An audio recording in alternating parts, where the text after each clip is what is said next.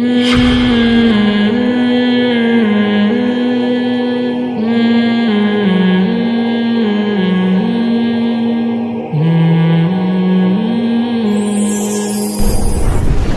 تحقیق باتیں کیسے ہوتی ہیں؟ بلا تحقیق بات یہ ہوتی ہے، دیکھو قرآن نے ہمیں اس بارے میں گائیڈ کیا ہے کہ تحقیق کا اہل کون ہے. ہر خبر کی تحقیق کا ہر آدمی اہل بولو نہیں ہوتا. ایک صاحب نے مجھے کہا کہ یہ جو انسان چاند پہ گیا ہے نا، یہ جھوٹی خبر ہے. کچھ وقت پہلے اخباروں میں یہ بہت مضامین بھی آ رہے تھے اور واٹس ایپ پہ بھی کہ یہ سب سائنسدانوں کا بنایا ہوا ڈرامہ ہے. اور ایک صاحب ماشاءاللہ متشرع داڑھی والے میرے پاس آئے اور کہنے لگے آپ کو پتہ ہے امریکہ بہت کرپٹ ملک ہے، اور دلیل اس کی یہ کہ یہ جو چاند پہ امریکی سائنسدان گئے ہیں نا، یہ گئے ہوئے نہیں ہیں، اس نے دنیا کو الو بنایا ہے. میں نے کہا بھائی جان میرے سامنے تو کہہ دیا، اللہ کے سامنے کسی اور، اللہ کا واسطہ کسی اور کے سامنے ایسی بات بولو بھائی نہیں کرنا. کہہ رہے نہیں پوری ریسرچ ہے، آپ کو میں بتاتا ہوں. وہ اخبار کا ٹکڑا لا کے انہوں نے مجھے دے دیا، اور یہ دیکھو پوری ناسا کی رپورٹ ہے، پتہ نہیں کہاں کی رپورٹ ہے. یہ سارے سائنسدان ہیں، انہوں نے بتایا کہ کیسے فیک ویڈیو بنی اور کیسے یہ ہوا اور کیسے وہ ہوا، پورے کتابوں کے حوالے. وہ میں نے کہا بھائی جان اس کو تحقیق نہیں بولتے. کیا آپ کی تحقیق ہے؟ آپ کسی کی تحقیق کو کاپی پیسٹ کر رہے ہو، اور جس کی یہ تحقیق ہے اس کے بارے میں بھی آپ کو نہیں پتا کہ وہ تحقیق کا اہل بھی ہے یا نہیں ہے. اور یہ جو پیسٹ کیا ہے آپ نے، اس میں جو کتابوں کے حوالے اور ویب سائٹ کے حوالے اور یہ سب چیزوں کے اندر بھی گھس کے جا کے نہیں دیکھا آپ نے. اور جن ویب سائٹ کے حوالے انہوں نے دیے ہیں جہاں سے انہوں نے یہ مواد اٹھایا ہے، اگر ان ویب سائٹس پر یہ مواد ہو بھی تو ان ویب سائٹس کے اوتھینٹک ہونے کی بھی آپ کے پاس کوئی دلیل بولو بھائی نہیں ہے.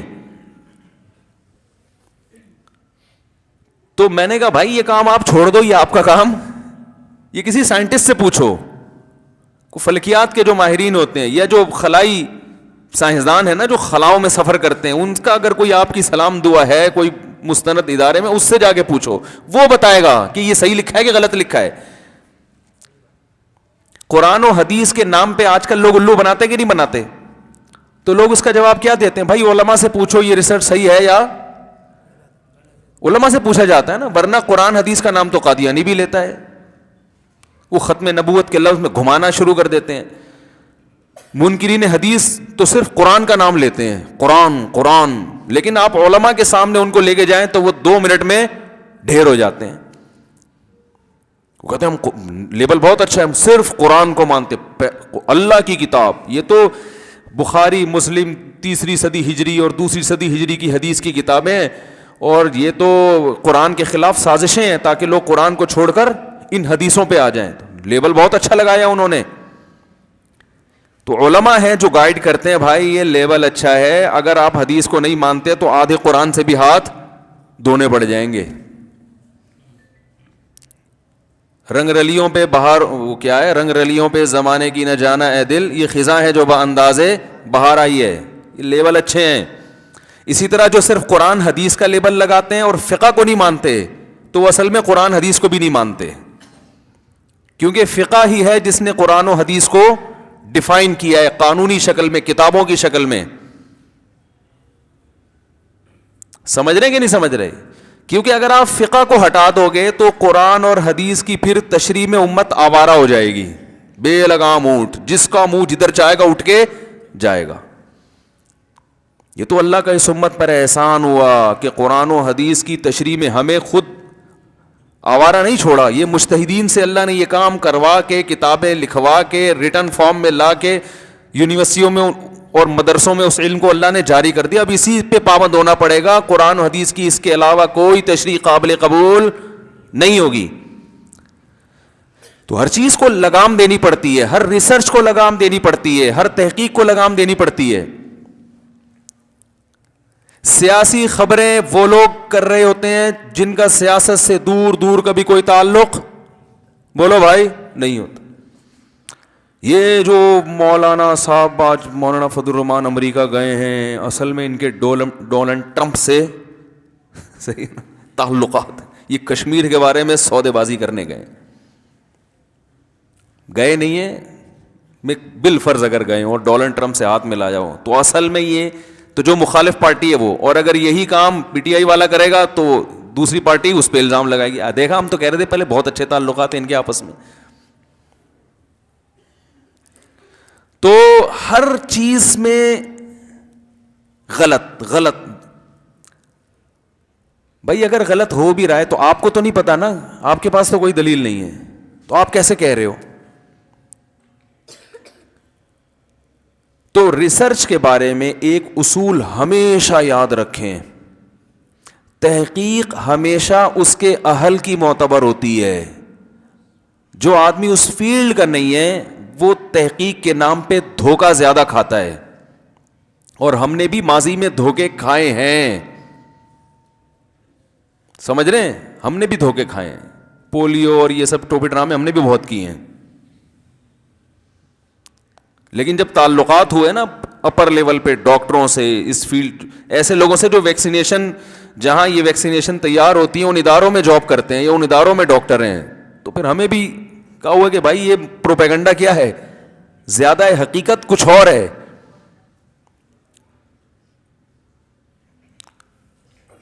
تو پولیو پہ کیا ہے, پولیو پہ میرا بیان آیا نا پولیو کے حق میں, تو اس بیان پہ لوگوں کے کمنٹس, گورنمنٹ کا پیسہ نظر آ رہا ہے جھلکتا ہوا.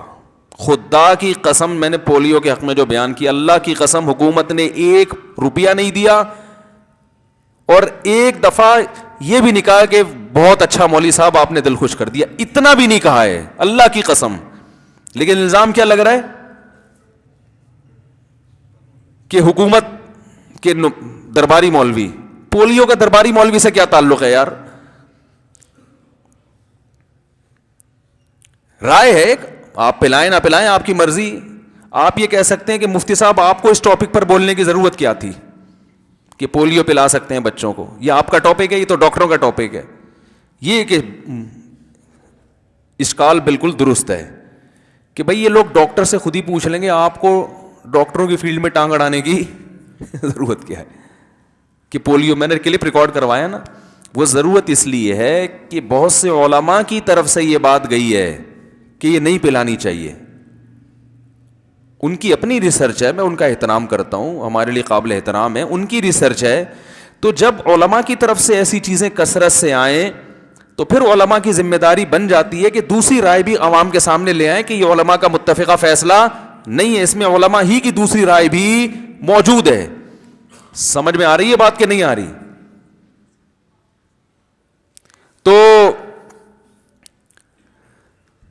آپ پلائیں نہ پلائیں آپ کی مرضی ہے, لیکن جو تحقیق ہوتی ہے نا وہ اس فیلڈ کے ایک ماہر نہیں, کئی لوگوں سے مل کے, کئی لوگوں سے. اور عوام کے بارے میں ایک اصول یہ ہے کہ عوام کے پاس اگر خود تحقیق کی صلاحیت نہ ہو تو ایک علماء ایک اصول بیان کرتے ہیں کہ محققین میں اکثریت پھر جس طرف ہوگی تو اس کو فالو کرنا چاہیے, کیونکہ اکثریت کی رائے میں درست ہونے کا امکان زیادہ ہوتا ہے. میں نہیں کہہ رہا ہمیشہ اکثریت کی رائے ہی درست ہوتی ہے, لیکن آپ کے پاس اب اس کے علاوہ کوئی آپشن نہیں ہے, تو اکثریت کی رائے میں درستگی کا امکان 1-2 آدمیوں کی رائے کی نسبت, بولو بھائی, زیادہ ہوتا ہے. تو وہ جو چاند پہ نہیں, جو چاند پہ گیا انسان بھائی ٹھیک ہے نا,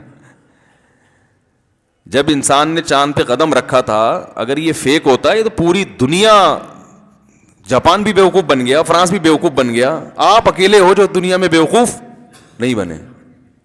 جاپان کو بھی امریکہ نے بیوقوف بنا دیا, فرانس بھی کہہ رہے امریکہ چاند پہ گیا ہے سب سے پہلے, انڈیا بھی بیوقوف بن گیا, پاکستان بھی, ریاستیں بیوقوف بن گئی. اور 4 آدمی ہیں جن کو اللہ نے ایسی فراست عطا فرمائی کہ وہ اخبار کا ایک ٹکڑا اس کے وہ دیکھ کے ان کے ماشاءاللہ ان کی ریسرچ یہ ہوئی ہے کہ یہ کیا ہوا ہے, نہیں گیا, یہ سب ڈرامہ تھا. تو مذاق اڑواتے ہیں لوگ اپنا ایسی باتیں کر کے. تو ریسرچ جو ہے نا, تحقیق